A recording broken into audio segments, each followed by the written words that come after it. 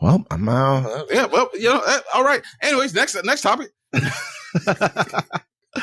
What's in Trump's big tax and immigration bill House Republicans are struggling to pass?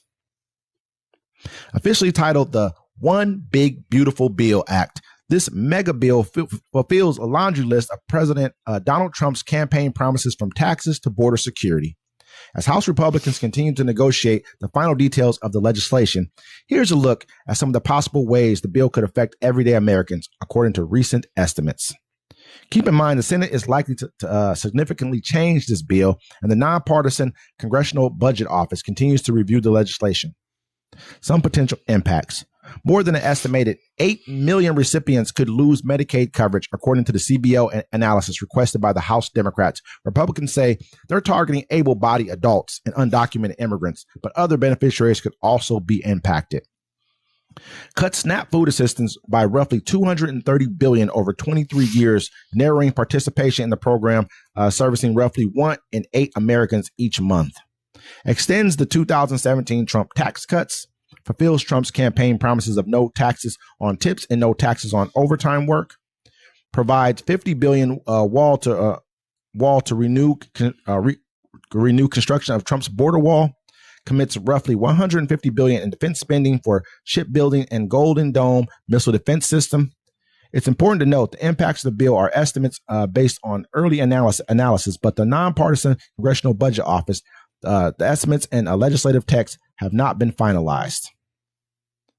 Republicans say their main goal is reducing waste, fraud, and abuse within Medicaid, the health care program for lower-income Americans and those with disabilities, in order to achieve hundreds of billions in savings over the next decade. Early estimates requested by the House Democrats put the number of people who could lose coverage at more than 8 million, but the number continues to fluctuate, and the Congressional Budget Office has not yet released its final score of the GOP bill, which has not yet even been finalized itself.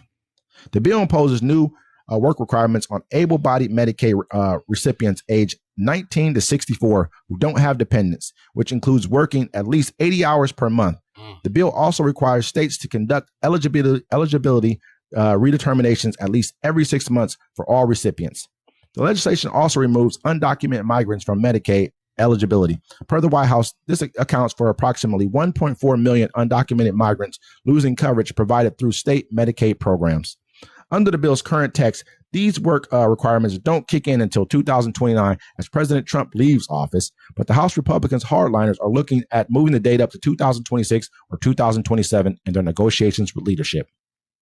The bill also increases copays for Medicaid recipients who make more than federal poverty limits. For single beneficiaries, that's just over $15,500. They will be required to pay an extra $35 copays in some visits. It also increases the required Medicaid paperwork for income and residency verifications as lawmakers look to crack down on people who are double dipping in multiple jurisdictions. These additional steps are expected to especially impact seniors and others who can't promptly respond.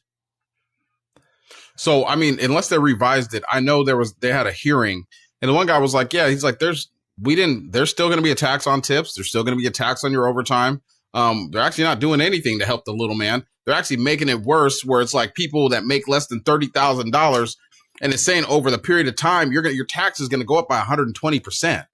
You know what I'm saying? If you make under $30,000.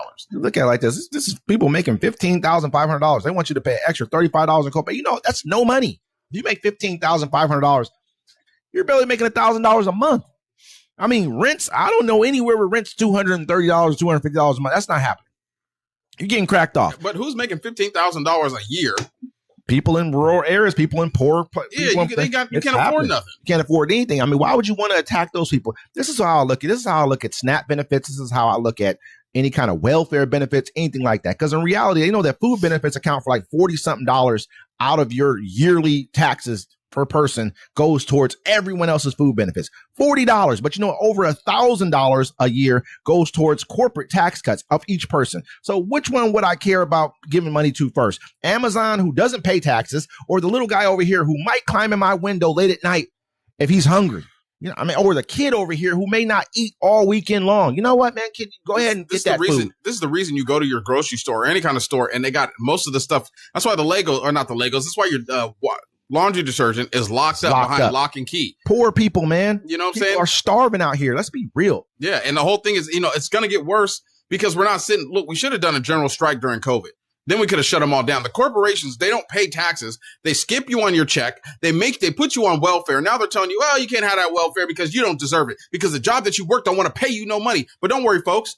By the summertime, you'll be ready to revolt.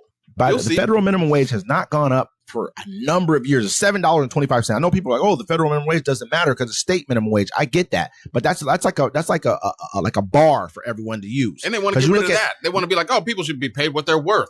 Yeah, we don't understand. Like we look, basically, man. Even like the cost of inflation, even like the things that our income's supposed to be based off of, it doesn't even track appropriately. It hasn't tracked for a long time. Ever since they've changed the tax codes, I'm not saying you should be taxing people 70% of their money. Like they used to tax the hell out of people before. Now, I mean, this was wealthy people, really. It wasn't everybody. It was just wealthy. But that's when we had a middle class in America. It worked. One person go to work. The other one stayed home, took care of the kids. Kids were better educated. I'm not saying they're not educated now, but it helped. Back then. One more time. You could buy your home for $40,000 back then. A car cost you $2,000. Man, you can send your kid to college. Do the things you need to do. I mean, we wonder why these people aren't taking care of the kids. They both got to work. Yeah, I mean, too much. But they want everyone to have more kids, but they want to cut everything from you. Like they want to make it where you can't even get I had to talk with somebody about that too. They want to keep on telling people that they want to make you have a kid, but then they don't want to help you support the kid if you need help. Yeah. Like what do you really want, man? You just want to control people, basically. Some people aren't pro-life, they're pro-birth. Yeah.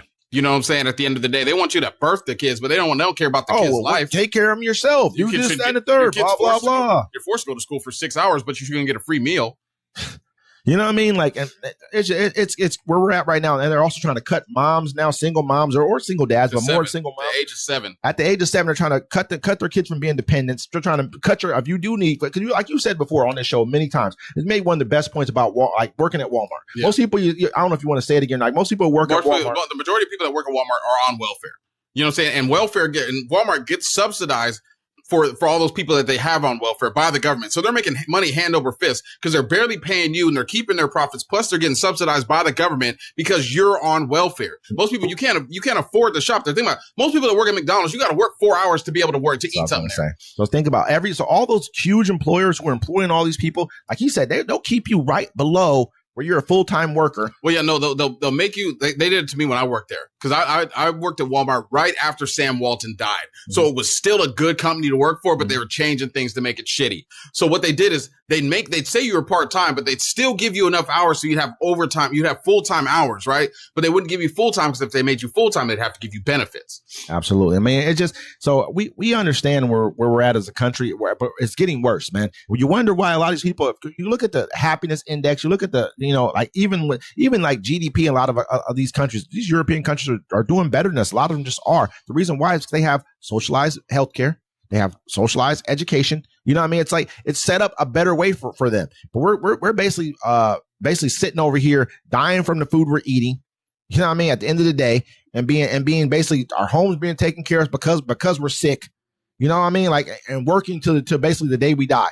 And they're not getting enough time off work. They get like a month off work or something like that. They can retire at like 52 or something. It's just crazy, bro. Like we accept this stuff and we fight with each other about, you shouldn't be getting any kind of food. You shouldn't be getting this or that and the third. Go tell the farmers that because you want to support them all the time, don't you? They get some of the most support from this. They're basically given a subsidized with all the people who have food stamps. That goes back to the farmer, whether there's a big farmer or whether there's a small farmer. It's going back to them at the end of the day. But Yeah. And with that, ladies and gentlemen, this is Uncommon Courtesy. We'll see you next time.